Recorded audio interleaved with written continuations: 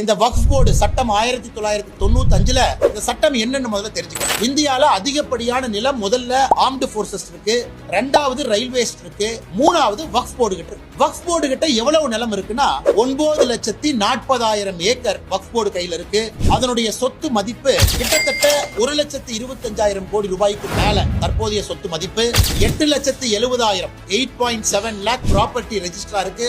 இந்தியால சொத்துக்கள் அதிகப்படியாக 3வது இடத்துல வக்ஃப் போர்டு வச்சிருக்காங்க. இன்னைக்கு பிரச்சனை என்னன்னா, சமீபத்துல திருச்சியில நம்ம பார்த்தோம். திருச்சியில திருச்செந்துறை அப்படிங்கிற ஒரு கிராமம் முழுவதுமே வக்ஃப் போர்டுடைய சொத்துன்னு சொல்லிட்டாங்க. ஒரு விவசாயி சொத்தை விற்க போகும்போது என்ன சொன்னாங்கன்னா, ரெஜிஸ்டர் ஆபீஸ்ல வக்ஃப் போர்டு என்ஓசி வாங்கிட்டு வாங்க. அப்பதான் தெரிஞ்சு பெரிய போராட்டம் வெடிச்சது. வெள்ளூர்ல இந்த மாதிரி பிரச்சனை, தமிழகத்துல இந்த பிரச்சனை பார்க்கிறோம். இன்னைக்கு வக்ஃப் போர்டு சட்டம் என்ன சொல்லுதுன்னா, வக்ஃப் போர்டு ஒரு சொத்தை தன்னுடைய சொத்தாக சொல்வதற்கு வக்ஃப் போர்டுக்கு முழு அதிகாரம் இருக்கு அப்படிங்கிறது இன்னைக்கு இருக்கக்கூடிய சட்டம். நீங்களும் நானும் ஓவர் கம் பண்ணோம்னா வக்ஃப் போர்டு போய் நோ அப்ஜெக்ஷன்